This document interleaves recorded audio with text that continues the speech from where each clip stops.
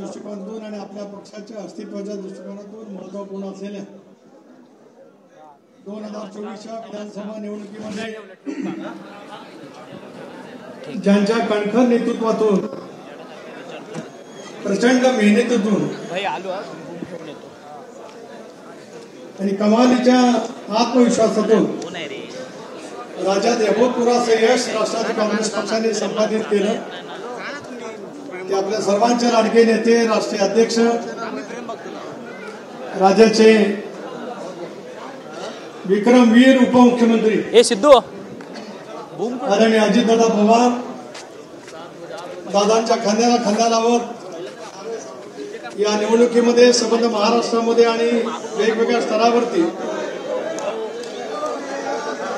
ज्यांचे अध्यक्ष अनेक वर्षाच्या अनुभवाच्यामुळे आपल्याला यश प्राप्त करण्यामध्ये मोलाचं योगदान मिळालं असे आपले राष्ट्रीय कार्याध्यक्ष खासदार आपल्या सर्वांचे मार्गदर्शक प्रफुल्लभाई पटेल आवर्जून या ठिकाणी उपस्थित असलेले दिलीपराव वळसे पाटील धनंजयजी मुंडे बाबाजी आत्राम प्रकाशदादा सोळंकी माणिकरावजी कोकाटे नरहरी झिरवाळ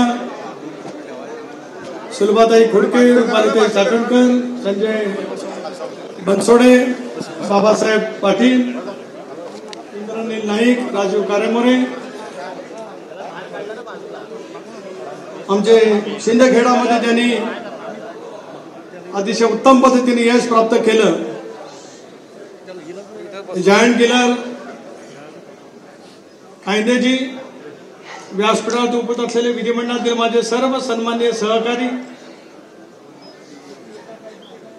या शहराचे अध्यक्ष जिल्ह्याचे अध्यक्ष विदर्भाच्या वेगवेगळ्या जिल्ह्याचं नेतृत्व करणारे सर्वच पक्षाचे पदाधिकारी या साऱ्या कार्यक्रमाच्या नियोजनाची जबाबदारी ज्यांच्यावरती आम्ही सोपवली ते माजी आमदार राजेंद्रजी जैन सर्व सन्माननीय व्यासपीठ पत्रकार मित्र वाहिन्यांचे प्रतिनिधी आणि अभूतपूर्व उत्साहाच्या मध्ये जमलेल्या माझ्या तमाम राष्ट्रवादी काँग्रेस पक्षाच्या कार्यकर्ते सहकारी बंधू भगिनी आणि मित्रांनो सुरुवातीलाच या नागपूरच्या उपराजधानीमध्ये या ऐतिहासिक असलेल्या वसंतराव देशपांडे सभागृहामध्ये राष्ट्रवादी काँग्रेस पक्षाचा प्रदेशाध्यक्ष म्हणून आदरणीय दादांचं आणि प्रफुल्लभाईंचं मी अतिशय उत्साहाच्या वातावरणामध्ये टाळ्यांच्या गजरात या ठिकाणी स्वागत करतो।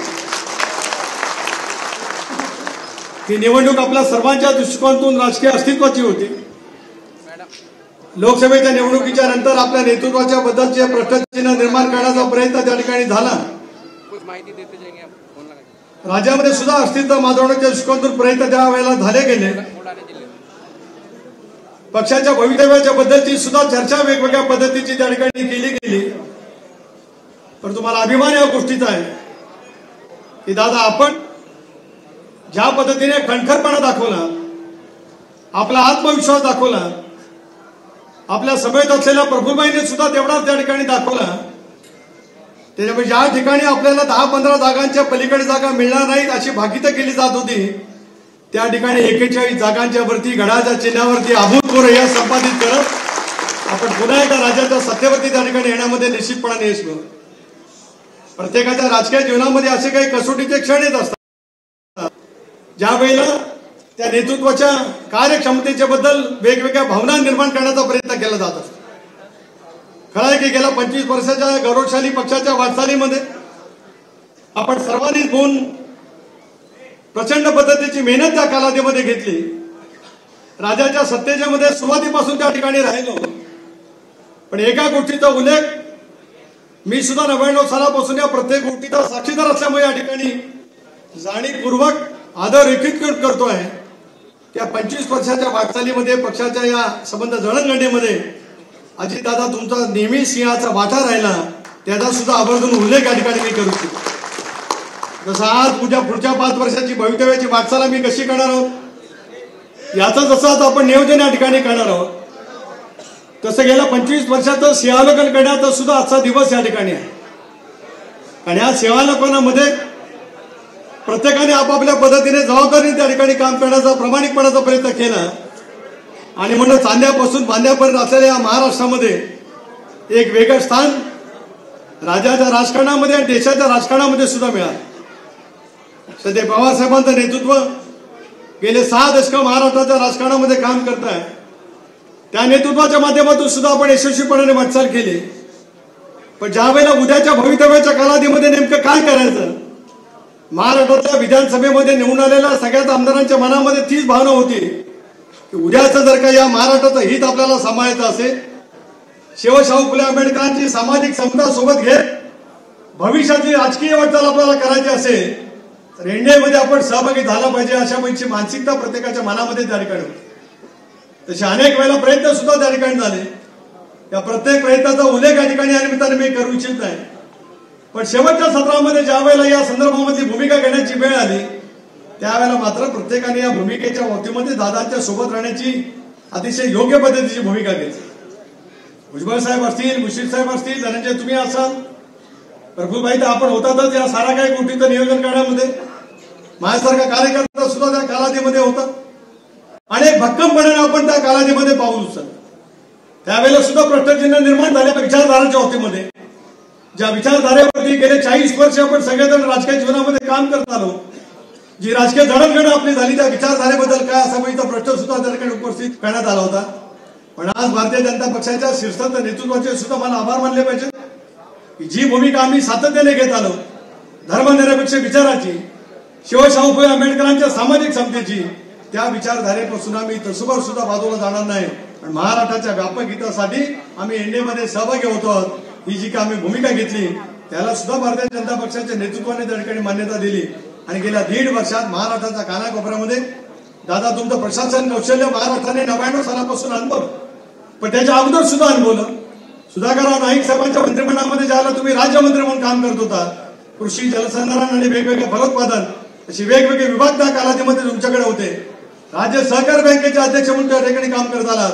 सहकार असेल, शेती असेल, महाराष्ट्राच्या दृष्टिकोनातून आवश्यक असणाऱ्या प्रत्येक क्षेत्रामध्ये तुम्ही स्वतःची अशी एक स्वतंत्रपणाची ओळख करण्यामध्ये त्या कालावधीमध्ये निश्चितपणाने यश प्राप्त केलं. आणि म्हणूनच 99 सालापासूनच्या राष्ट्रवादी काँग्रेस पक्षाच्या वाटचालीमध्ये आपण अभूतपूर्व असं यश त्या ठिकाणी मिळवलं. आज प्रफुल्लभाई राज्याच्या मंत्रिमंडळाचा सुद्धा विस्तार त्या ठिकाणी आहेच. पण अजितदादांनी राज्याचं उपमुख्यमंत्री पदाचं नेतृत्व स्वीकारल्याच्या नंतर बेदर्भे भूमिकेमध्ये येत आहे. म्हणून आपल्या पुढाकारातून त्यांचं या सगळ्या भूमीमध्ये स्वागत करण्याचा नियोजन तुम्ही त्या ठिकाणी ठरवलं. आणि आज मला समाधान वाटतंय प्रदेश राष्ट्रवादी काँग्रेस पक्षाचा अध्यक्ष म्हणून की आज विदर्भातल्या कानाकोपऱ्यातील पक्षाचे प्रमुख कार्यकर्ते प्रचंड संख्येने या ठिकाणी आले आणि दादांच्या नेतृत्वाच्या बद्दलचा एक विश्वास त्या ठिकाणी प्रकट करण्याची भूमिका त्या ठिकाणी घेतली. उद्याची वाटचाल आपल्याला करायची. जसं लोकसभेच्या निवडणुकीचा पराजय आपण स्वीकारला, फसवलं सुद्धा, पुन्हा एकदा आत्मविश्वासाने उभं राहिलो. सर्वांच्याच मनामध्ये दादा त्यावेळेला शंका उपस्थित राहिलेल्या होत्या की बारामतीच्या त्या वेळेला झालेल्या निकालाच्या नंतर नेमकी काय परिस्थिती राहील. म्हणूनच मी मगाशी उल्लेख केला आणि आताही उल्लेख करतोय. मी सुद्धा 40 वर्ष या राजकीय जीवनामध्ये वावरलो. स्वर्गीय वसंतदादा असतील, शंकररावजी चव्हाण असतील, आदरणीय पवारसाहेब असतील, श्रीनाथुले असतील, विलासरावजी असतील, या सर्व नेतृत्वाच्या सोबत काम करण्याची मला संधी त्या ठिकाणी मिळाली. पण त्या गेल्या 6 महिन्याच्या कालखंडामध्ये तुमचा खणखर असा आत्मविश्वास पक्षाला संजीवनी देणारा ठरला, पक्षाला उभारी देणारा ठरला. आणि आज महाराष्ट्राच्या राजकारणामध्ये राष्ट्रवादी काँग्रेस पक्षाशिवाय सत्तेची समीकरणं बसू शकत नाहीत असं आज आपल्याला महाराष्ट्राच्या जनतेचा कौल मिळाला त्या ठिकाणी पाहायला मिळतो. जनसन्मान यात्रा काढली गेली, लाडकी बहीणची योजना समजा महाराष्ट्रामध्ये राबवण्याचा क्रांतिकारी निर्णय महाराष्ट्राच्या इतिहासामध्ये त्या ठिकाणी घेतला गेला. अर्थमंत्री या नात्याने 10वा अर्थसंकल्प, विक्रमी अर्थसंकल्प तुम्ही सादर करत असताना ही घोषणा तुम्ही त्या ठिकाणी केली. त्या योजनेबद्दलचा प्रश्नचिन्ह निर्माण करण्याचा प्रयत्न केला गेला. योजना फसवी आहे. प्रत्यक्षात प्रमाणे राज्य डबघाईस, राज्य कर्जबाजारी होईल. पण ज्या नेतृत्वाने या महाराष्ट्राची आर्थिक शिस्त काटेकोरपणाने उभी केली, महाराष्ट्राला संबंध देशाच्या तुलनेमध्ये जेवढी कमाल मर्यादा कर्ज घेण्याची आहे त्याच्यापेक्षा कितीतरी टक्केवारीने आपण त्या ठिकाणी कर्ज घेतलं. पण पायाभूत सुविधामध्ये सुद्धा त्या ठिकाणी आपण पुढे जाण्याचा प्रयत्न केला. लाडकी बहीण योजना राबवण्याचा निर्धार ज्यावेळेला तुम्ही महाराष्ट्रामध्ये विधानसभेच्या माध्यमातून दादा त्यावेळेला व्यक्त केला, विरोधकांनी किती जरी त्याला टीका केली तरी महाराष्ट्रातल्या तमाम माऊलींच्या मनामध्ये एक विश्वास होता ज्या अर्थी अजितदादा या योजनेची घोषणा करतायत त्या अर्थी योजना सफल होणार आणि त्या माऊलींच्या पर्यंत पोहोचेल असा विश्वास त्या कालावधीमध्ये निर्माण झाला. म्हणजे जनसन्मान यात्रेच्या निमित्ताने ज्यावेळेला महाराष्ट्राच्या कानाकोपऱ्यामध्ये आपण फिरलो त्या महिला भगिनींचा उदंड प्रतिसाद, दादांच्या प्रती असलेली बंधुत्वाची भावना त्यांच्या मनामध्ये ज्या पद्धतीने निर्माण झालेली आपण अनुभवाला त्या ठिकाणी मिळाली. ज्या ज्या वेळेला ज्या ज्या ठिकाणी जात आलो, उत्तर महाराष्ट्र असेल, विदर्भ असेल, पश्चिम महाराष्ट्र असेल, मराठवाडा असेल, कोकण असेल, अगदी मुंबई सारखं या देशाची आर्थिक राजधानी असलेलं शहर असेल, या राज्याची राजधानी आहे, त्या शहरामध्ये सुद्धा एक अभूतपूर्व असा प्रतिसाद जनसन्मान यात्रेला त्या ठिकाणी मिळाला आणि त्याच्यातून या निवडणुकीला आपण सामोरं गेलो. अधिक बोलून मी आपला वेळ घेऊ इच्छित नाही. एक गोष्टीचा निर्णय आपल्याला या ठिकाणी करावा लागेल. जसं पराजय आपण पसवला तसं विजयाने सुद्धा उडवून आपल्याला जाता कामा नये. उद्याच्या भविष्यवाणी राजकीय वाटचाल राष्ट्रवादी काँग्रेस पक्षाच्या माध्यमातून, अजितदादांच्या खणखर नेतृत्वाच्या माध्यमातून ज्यावेळेला आपल्याला करायचे आहे त्याला आपल्या सर्वांच्या वरती जबाबदारीचं ओझं त्या ठिकाणी निश्चितपणे येऊ शकतं. स्वाभाविकपणाने या संबंध मंत्रिमंडळाच्या रचनेमध्ये सुद्धा राष्ट्रवादी काँग्रेस पक्षाला स्थान कसं राहू शकेल, अधिक संख्याबळ कसं राहू शकेल याचा प्रयत्न राष्ट्रीय अध्यक्ष म्हणून दादा तुम्ही त्या ठिकाणी केलात आणि प्रफुल्लभाई तुम्हाला प्रदीर्घ वाटाघाटीची अगदी राष्ट्रीय पातळीपासूनची तुमची गेल्या अनेक वर्षाचा अनुभव असल्यामुळे आजही राष्ट्रवादी काँग्रेस पक्षाच्या पदरात अनेकांनी कितीतरी प्रश्नचिन्ह निर्माण करण्याचा प्रयत्न केला तरी संख्याबळाच्या अनुसारामध्ये सुद्धा योग्य ते प्रतिनिधित्व त्या ठिकाणी आपण मिळू शकतो. सर्वांनाच आपण संधी देऊ शकत नाही, वस्तुस्थिती खरी आहे. प्रत्येकाला वाटू शकतं कारण प्रत्येक जण त्या योग्यतेचा नक्की त्या ठिकाणी असू शकतो, परंतु ज्या वेळेला मर्यादा राहते संख्येची त्यावेळेला सर्वांनाच प्रत्येकाचं कर्तृत्व असताना सुद्धा मंत्रिमंडळामध्ये त्या ठिकाणी संधी मिळू शकते अशातला का भाग नाही. पण ज्या कार्यकर्त्यांच्या बळावरती आपण यश मिळवलं, अभूतपूर्व यश असं आपण मिळवलं, त्या स्थानिक स्वराज्य संस्थांच्या निवडणुका सुद्धा गेल्या 4-5 वर्ष त्या ठिकाणी झालेल्या आहेत. त्या निवडणुका नजीकच्या कालावधीमध्ये व्हाव्यात. आज प्रदेश अध्यक्ष म्हणून दादा तुम्हाला विनंती करतोय, राज्य सरकारला मुख्यमंत्री महोदय असतील, दुसरे उपमुख्यमंत्री असतील त्यांना विनंती करतोय की सर्वोच्च न्यायालयाला याच्याबद्दलचा जी काही याचिका असेल त्या संदर्भामध्ये राज्य सरकारने स्पष्टपणाची भूमिका लवकर मांडावी आणि स्थानिक स्वराज्य संस्थेचा मार्ग त्या ठिकाणी लवकरात लवकर मोकळा करावा. मग आमचं सरासरी काम सुरू होईल. आमचं उद्दिष्ट केवळ विधानसभेच्या निवडणुकापुरतं सीमित नव्हतं. मंत्रिमंडळामध्ये पुन्हा एकदा अजितदादांच्या नेतृत्वाखाली वाटचाल करायचं हे आमचं स्वप्न जरूर त्या ठिकाणी होतं, परंतु आमचं उद्दिष्ट पुढचं आहे. तळागाळामध्ये काम करणाऱ्या कार्यकर्त्यांच्या पाठीमागे ताकद आणि शक्ती उभं करणं, त्यांना स्थानिक स्वराज्य संस्थांच्या माध्यमातून अधिक त्या परिसरामध्ये सेवा करण्याची संधी देणं हे उद्दिष्ट घेऊन आपल्याला पुढच्या कालावधीमध्ये त्या ठिकाणी काम करायचं आहे. पण संघटनेचं महत्व हे पुढच्या कालावधीमध्ये तेवढंच निश्चित राहील. जिल्ह्याचे अध्यक्ष असतील, प्रदेश पदाधिकारी असतील, महिला पदाधिकारी असतील, युवक पदाधिकारी असतील, विद्यार्थी संघटना असेल, आमच्या अल्पसंख्याक सेलचे अध्यक्ष या ठिकाणी आहेत, इतर मागासवर्गीय सेलचे, ओबीसी सेलचे सुद्धा अध्यक्ष व्यासपीठावर या ठिकाणी उपस्थित आहेत, सर्व सेलचे प्रमुख या ठिकाणी उपस्थित आहेत. या सर्वांना सोबत घेत उद्याची प्रभावीपणाचं संघटन,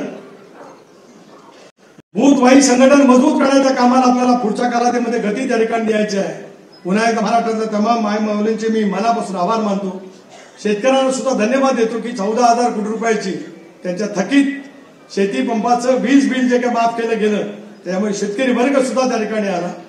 कांद्याच्या निर्यातीच्या धोरणाच्या बाबतीमध्ये असेल, ऊसाच्या दराच्या बाबतीमध्ये असेल, सोयाबीनच्या बाबतीमध्ये असेल, कापूसाच्या बाबतीमध्ये असेल, शेतकऱ्यांच्या दृष्टिकोनातून दूर असेल, या प्रत्येक गोष्टीमध्ये योग्य ती भूमिका दादा त्या ठिकाणी प्रभावीपणाने घेण्याचा प्रयत्न करतायत आणि केंद्र सरकारच्या माध्यमातून सुद्धा शेतकऱ्यांच्या हिताच्या दृष्टिकोनातून सुद्धा प्रयत्नाची पराकाष्ठा त्या ठिकाणी होती.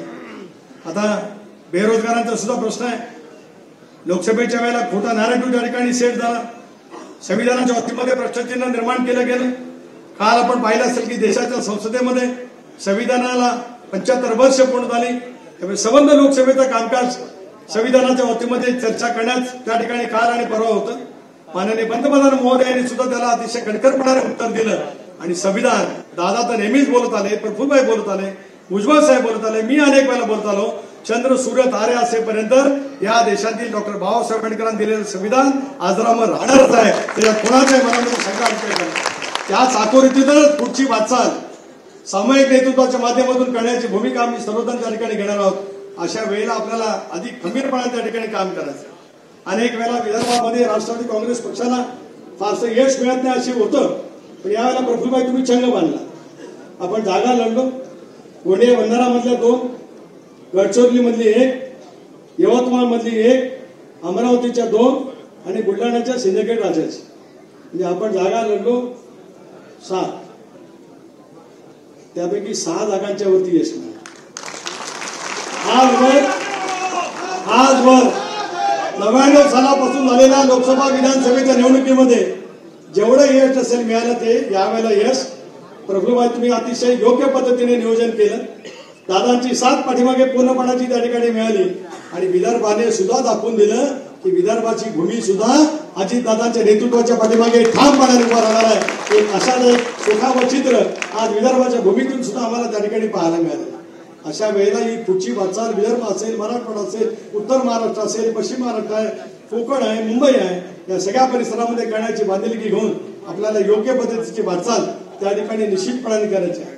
वैदर्भीय जनतेचे सुद्धा अतिशय अंतःकरणापासून मी आभार या ठिकाणी मानतो आणि याच एकतेच्या माध्यमातून संबंध महाराष्ट्रामध्ये राष्ट्रवादी काँग्रेस पक्षाचं एक आढळ स्थान निर्माण करण्यासाठी आपण सर्वांनी यशस्वीपणे वाटचाल त्या ठिकाणी करावी एवढीच या ठिकाणी विनंती या निमित्ताने करतो. पक्ष सत्तेवरती आला स्वाभाविक पुन्हा एकदा पक्षाकडे ओढाई सुरू होईल, लोंढाई सुरू होईल, अनेक गोष्टीचं परीक्षणही करावं लागेल. लोकसभेच्या आधीचं चित्र, लोकसभेच्या नंतरचं चित्र, मी तर या सगळ्या गोष्टीचा साक्षीदार त्या ठिकाणी असल्यामुळे कोण त्यावेळेला काय होतं, कोण कुठे काय काय वेळेला जायचा प्रयत्न केला. पण मला मनोज कांदेचं अभिनंदन करायचं आहे. मनोज होतं कुठे आहे? अनेकांना आम्ही सांगत होतो की दादांची साथ सोडू नका, पण त्यांना असं वाटलं नाही की आता इथे काय नाही. पण अशा शेवटच्या क्षणाला सोडून जाऊन जाणाऱ्या नेत्यांना सुद्धा त्यांची जागा दाखवण्याचं काम सुद्धा तरुण कार्यकर्ते दाखवू शकतात. या निवडणुकीच्या माध्यमातून आपल्याला त्या ठिकाणी पाहायला मिळू शकतं. कोणाची नावं घेऊन मी कोणाला मोठं करू इच्छित नाही, कोणावरती टीका टिप्पणी सुद्धा मला त्या ठिकाणी करायची नाही. योग्य मार्ग असेल, समन्वयाची भूमिका त्या ठिकाणी असेल आणि विकासाचा आकाशाचा एक चित्र आणि प्रशासनावरची अजितदादांची असलेली एक जबरदस्त अशा पद्धतीची पकड घेऊन आपल्याला पुढची वाटचाल त्या ठिकाणी करायची आहे.